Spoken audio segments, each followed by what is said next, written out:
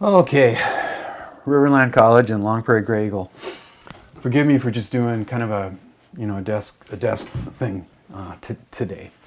It is getting to be later afternoon, 23 minutes after 5. And we had a snowstorm. I don't know what you guys had up in Long Prairie or down in Austin, but we got hit here with 4 or 5 inches of heavy, wet snow. So it was all morning getting up truckloads of firewood, etc. And anyway, the other thing was that this afternoon, I tried to make this video to promote the Joy Harjo event statewide, and because a lot of people were going to see it, it was important that it be pretty good. And I kept making mistakes, and batteries were running out of juice, and I must have done like 50 different, like that 50 different takes, except it's just me running around on my glass porch, and in the end I just chucked it because I was too dark and it was too light behind me. And I also wanted to do a fireside thing, but fireside chats, because I bet you're comforted by fire stoves, wood stoves too. They can happen in the evening, so I don't have to fight all that light. And I just hope you'll accept whatever I can pull together. Somebody texting me. I got a number of things I want to put before you today, and I'm always trying to keep it to half an hour, and why don't I get going? Then I don't have to be so self-conscious about the clock. Yesterday, which was Monday, I put before my Comp 1 students a poetry reading a poem by Ted Kooser, who I just adore. He's one of the elder statesmen in American literature right now, and he's probably not giving readings anymore, but hey, maybe in a virtual world he can read from his home in Nebraska. But after I did it, it doesn't make any sense the way I did it. What makes sense is the way I'm going to do it for you. I'm going to put before you a beautiful poem by Naomi Shihab about Ted Kooser. And then on Wednesday-ish, I'll introduce you to Ted Kooser. So today, I want to talk about registration, because I got a hunch registration is pretty close down there. I want to talk about the honors program. You might not have an interest in that, but my college, Central Lakes, has one, and I know Riverland has one too. So because the interest might be sketchy there, I'll try to go quickly. And then I want to talk with you a little bit today about reading issues, and this is where it's going to get a little bit hard. Because it's impossible to be interactive when you're just a man talking and trying to create high quality YouTube videos for people who are far away. We can't interact, and I haven't triggered the discussion boards yet because they make me nervous, and I may do that and I may not. There's a bunch of this online stuff I don't get yet, but I'm trying to learn as quickly as I can. So here's Naomi Shihab. She's a Palestinian American poet. She was the second poet of my Verse Like Water series, and she was just a complete sweetheart.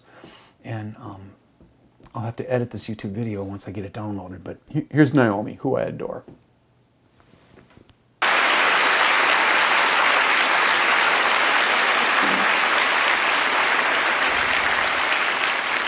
Well, here in the paradise of our own true parliament, government, cabinet, Congress, I'd like to read, Ted Kooser is my president.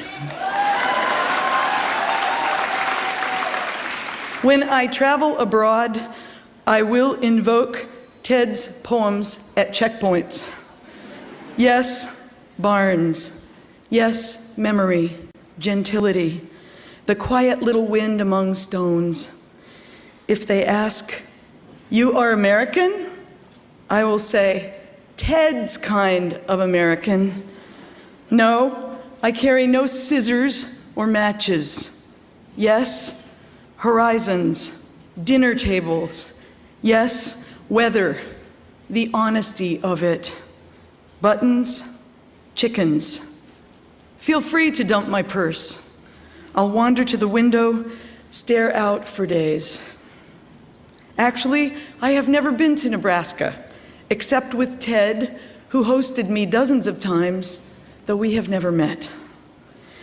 His deep assurance comforts me.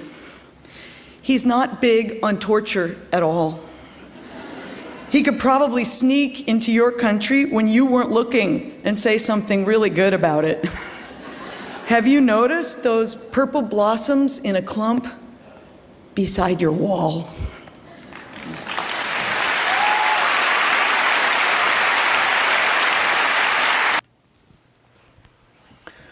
All right.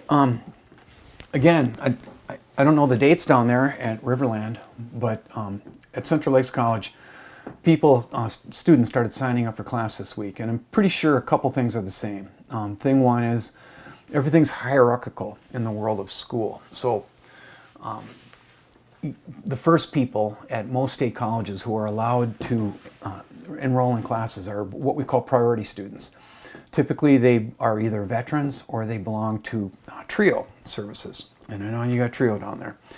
So and a lot of you, from the looks of things, are PSEO students who don't have a lot of credits yet. And if that's you, if you're a junior, whatever the week is for registration, you're going to have to wait until the end. Like the last students at state colleges that tend to sign up for classes are PSEO students who have less than 15 total credits on their transcript. No big deal. The thing I would point out to you, I've been talking so much today, my lips are chapped.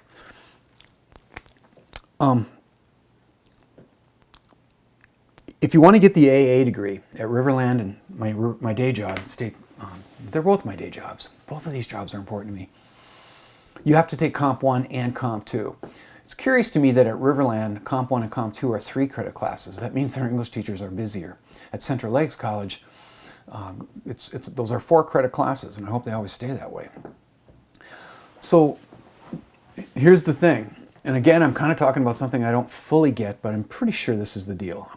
I think that's what my dean down there told me. When you take Comp 2, everybody does it differently. Teachers do it differently. And now that's the course, and you should take it in the spring. You're taking Comp 1 now, take Comp 2 in the spring. Don't wait until the end of your AA.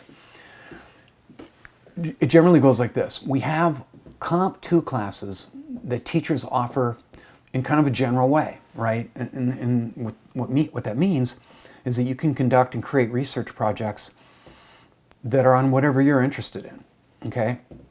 That's not how I do it. I'm the other type of Comp 2 teacher, which means that my Comp 2s are thematic, okay? It's always made sense to me, and for a number of reasons. For one, it helps me hold things together, okay? I don't like the randomness of you research whatever you want. You get a lot of disease papers if you do that. I know from experience. You read about diseases. How else would I know that there are 120 different kinds of brain tumors, mostly inoperable, and one of them makes you smell burnt rubber. So whenever I smell burnt rubber, I worry about that kind of brain tumor. Another reason is there's a lot of research out there that suggests that students learn more when there's a thematic unit going on, if things are lined up in thematic units. And so if that's true, well, why wouldn't you have a thematic class? And that's the way I've run it forever. 11 years at CLC. Examples are, when I first started there, I was lonesome for Walt Whitman and Ralph Waldo Emerson and those cats. So I had a unit called, or a class called, America Between the Wars. And that was, the America of Mark Twain. I'm a little tired. After that, I ran a course called America Between the Wars. In other words, students had to research something between 1919 and 1939.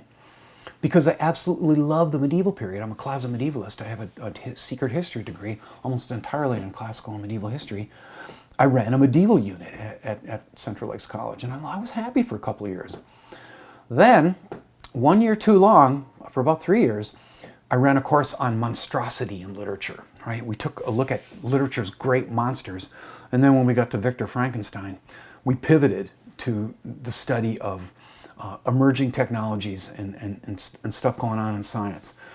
That class ran 1 year too long because the third year I ran it, it created the worst research paper I've ever seen in my life. I thought Henry Hansen's Catastrophe in 1995, and the dude is a millionaire now. How does that work? Henry Hansen, I thought he was the bottom. His 1995 paper on spontaneous human combustion. I couldn't talk him out of it, but he wrote it anyway, and wow, did it suck. And I hardly ever say that about student writing, but it sometimes it did. Sometimes you just throw the student writing in the wood stove. It's an easy fix. I do that like once a decade. So last year I ran, for 1 year only, I ran a course on trauma literature. And this year I'm probably going to be finally doing something on the poetry and memoir of my Verse Like Water poets. I've run 25 of the greatest writers through my series. No one is in a position to do that more than me, and that's not bragging. That's just a fact. Now, I'm taking an extra class this fall for Riverland. I'm taking a second class in the spring for Riverland, and guess what? It's Comp 2. Truth be told, I was hoping they'd give me a Comp 1, but they wanted me to do an asynchronous Comp 2. And that's how it's going to be. I can see it on my workflow management thing. So I have an asynchronous Comp 2, which means I have the privilege of creating a whole new semester of videos like this for that Comp 2, which is going to break my back, but I'm going to do it anyway. It's okay to shop around. Let me be honest. It would be really neat if you followed me into the spring. If you've been happy so far with this class and with me, it'd be neat to see you or be seen by you, because it would make it easy on my constitution in terms of having to learn names. But I got plenty of business and my feelings won't be hurt. There's that dang red squirrel again. He's back. I could turn the camera and show him to you. It's the one that chewed that pillow, remember? Hey, he's not afraid of me. Squirrels. And the Collegeville chipmunk plague, which is ongoing. Here's the thing we can't do. And consider honors. Consider the honors program down there. I'm a member of the honors faculty at Central Lakes College. It's like a family. I know Riverland is doing the same thing, and I'm super excited to hear that Riverland honors students are going to tuck the bookmarks and the stickers into the 1,250 copies of Joy Harjo's book, American Sunrise, that we're going to be getting out into the hands of as many Indigenous kids as we possibly can. So just consider it. It's more than a feather in your hat. It's a big deal, and it'd be a mistake to call the honors faculty the A team, because that would put me on the varsity, and I've never really been much of a varsity kind of guy. But even though I was never an honors student as a kid, my whole life I've been called on to teach honors classes or classes that are like that. So again, there's some things that can't be simulated. Something that's going to happen tomorrow is that in my Comp 1s, we're going to dither a little bit more with metaphor, and we're going to have metaphoric show and tell. Every student has to come to class with something that means something to them, but would mean nothing to anyone else in the room, right? And my example was this diamond ring. Like, if you found this diamond ring in the corridor of your college, you'd go, "Wow, that's a diamond ring, or that's a wedding band." And you could say, "Well, I could pawn it, or I could take it to security." Well, this means a lot more than just a hunk of metal to me. This stands for 34 years of marriage to the same woman, and I'm proud of that. And it also stands to me for family, commitment. When you take a vow, it should be like it was in the medieval period. You would die. You'd rather die than break it. And now, in this era, in this not very well fair-spoken days, promises and vows don't seem to mean anything. People walk away from marriage left and right about half the time. But this is a big deal to me, and I told them, don't bring anything to the Zoom session that's going to make you bawl or be hard to talk about. So we won't be able to have show and tell. And I'm just going to have to kind of talk through this and also let you know that this is an impossible thing to make interactive. But here's what I basically did yesterday. In telling the story of it, it'll help you get it.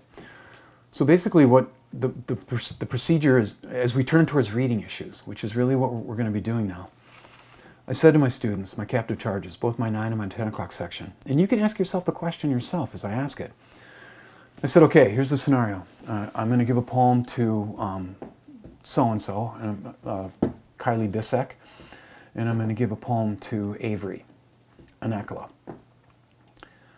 I asked them, I said, they've both read it. They both think they've dialed in the meaning of the poem. They both think that they've arrived at a sufficient interpretation of it. Can they both be right? Everybody said absolutely. I said, okay, now I've given it to so-and-so and so-and-so and so-and-so, half of the Zoom squares. Their deal was absolutely, absolutely. They can all have different interpretations. It's fine. And I said, and they can all be right? They can all be right? How can that be? And then when I do this scenario, I always push it, okay? I say, okay, now I've taken over the college and I've assembled all of the students from the Staples Technical Campus and the Liberal Arts Campus at Brainerd. Everybody. I got the chemistry students, the biologists, I've got English majors, I've got the guys who work on cars and are learning how to weld, and especially the heavy machinery guys. They're rolling in on their Bobcats. I've wanted to go to Staples for years and read poems to guys while they were running heavy machinery, while they were doing that, shouting the lines at them. I haven't done it yet, but I might. And I said, okay, now I've read the poem to 4,000 people. Can they all be right? And they were, at this point, they're a little nervous, but they still, generally in both sections, they stuck to their guns. And what would you say to that? And then, and we're going to build on this for a while. Then I asked a really smart guy, Javier Anders Jimenez, smartest dude in the room, partly because he's the smartest dude in the room, but he's also a little bit older, so he's got life experience, and he's settling in, becoming a citizen of the United States after leaving Mexico, although he took class from Mexico City on Monday. I love that guy. He's very gentle and sweet and helpful. He talks all the time. So I put it to Javi, because I wanted him to wrestle a little bit. I said, Javi, what's most important? And sorry for the crap drawing. What's most important, Javi? The intentions of the writer or the perceptions of the reader? Oh, he had to really think about that. He was so smart. He wanted to fight through the dualism of the either-or thing, right? He said, at first he said, I think it's kind of both. But then he was like, I tilt towards the writer. The writers write for specific aims, for intentions. And why wouldn't we try to compass them out? Walt Whitman says in one of his great poems, Song of Myself, have you felt so proud to get at the meaning of poems? Yes, Walt, I have. But at the same time, we've also got to respect the autonomy of the reader, right?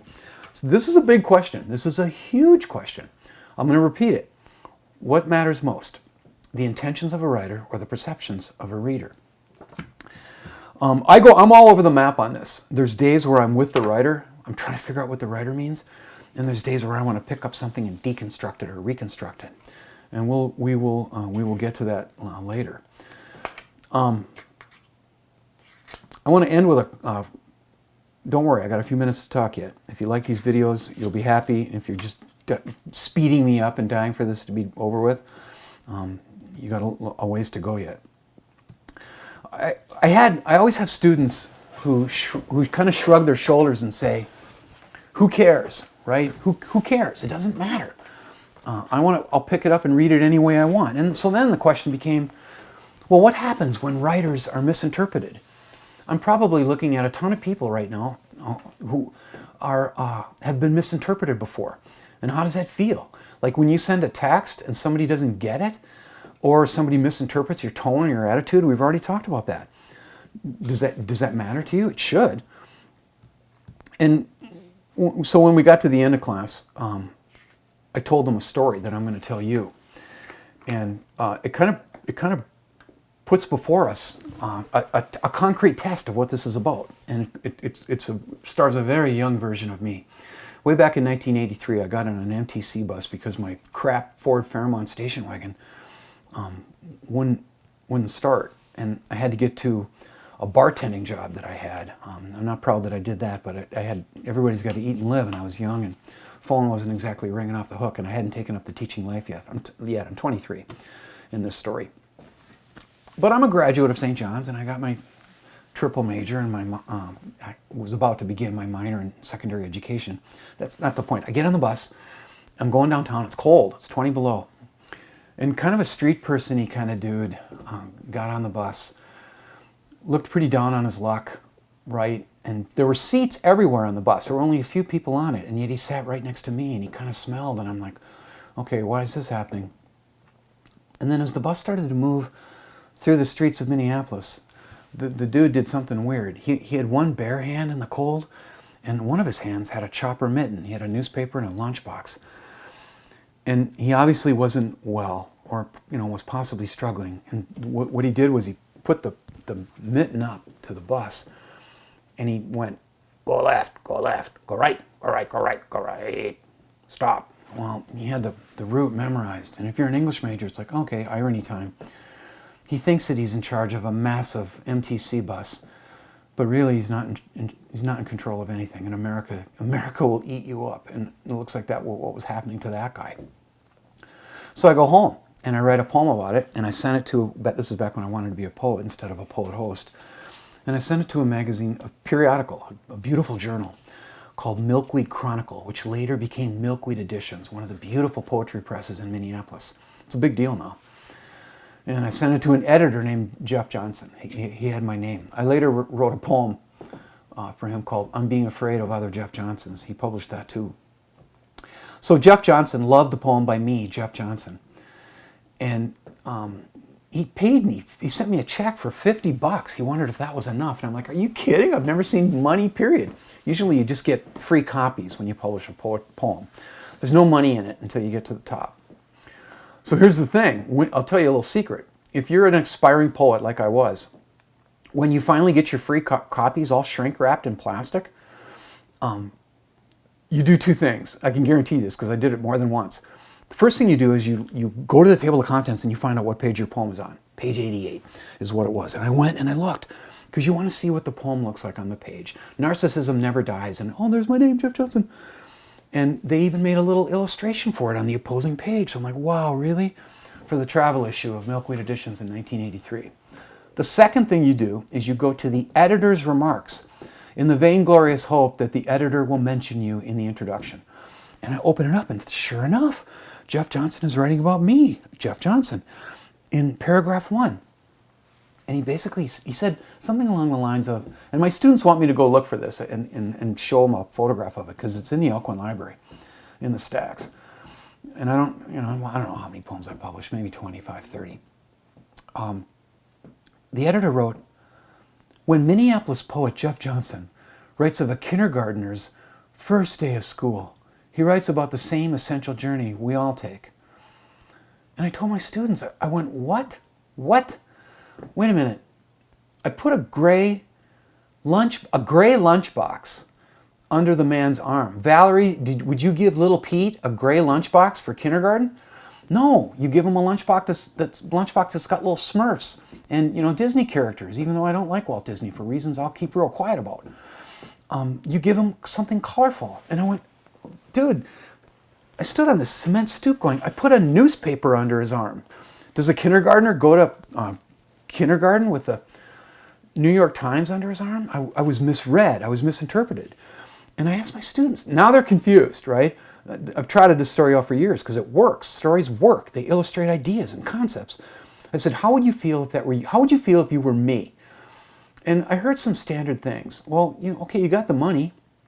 Javier admitted he would be bothered by that. And, what are the possibilities? There's several. The students were too sweet to say, maybe the poem sucked. Maybe it wasn't any good. Maybe you deserve to be misread, misinterpreted. Or might this be true? Might it be true that summer, that Jeff Johnson, or that fall, with his wife, had to escort a kindergarten student to the first day of the bus stop with the pencil yellow school bus, as Richard Blanco has it in his poem, America. And was heartbroken over that moment where the child got on the bus and went away. That's the beginning of independence. Maybe for that Jeff Johnson, that moment was so heartbreaking that any poem that starred anyone getting on a bus would have been interpreted reader response-wise as a poem about a kindergartner. I think about these things all the time, and I've only begun to make you think about reading issues. It's getting dark here, and I've been sitting, working on this stuff for a long time now, and I want to do one more thing today. I want to tell you a quick story because we had snow, and I only told my classical mythology story this yesterday because it hadn't started snowing, so my 9 and my 10 o'clock people never heard about it. One of the only things I miss about my old high school was the annual deal where I got to watch people from around the world see snow for the first time. Okay, that was a big deal to me. And because it was international high school, I got to see it all the time. And yesterday I returned in thought and great clarity to a moment where it started snowing in my old high school, sophomores in the room, American Lit, big flakes just out of the blue. And, it riles kids up, especially junior high kids, middle school kids. And I turned to the left, and there was a little woman there, sitting there named Hiwat Melka. And her eyes were wide. I'm embarrassed that I can't remember what country in Africa she's from, but her eyes got wide. And it was almost near the end of class, and I went over to her and I said, "What do you think of that?" She was seeing snow for the first time. And she said, "Mr. Johnson, will the flakes melt when they hit my skin?" I said, let's go find out. Come on, come with me. And with this little woman from Africa, the great continent of Africa, I went outside and watched the snowflakes hit the dark brown skin of her hands. And she just started laughing, and she just kept repeating, "Oh my goodness, oh my goodness, oh my goodness." And I saw that wonder, that sense of wonder that I've been talking about. And wouldn't it be great if every time it snowed, instead of going, "Dang, snow," we should say every time, "Oh my goodness, oh my goodness, oh my goodness." I'll get this edited and uploaded over at St. John's in the darkness. I found a new spot by the library. See you. Love you guys.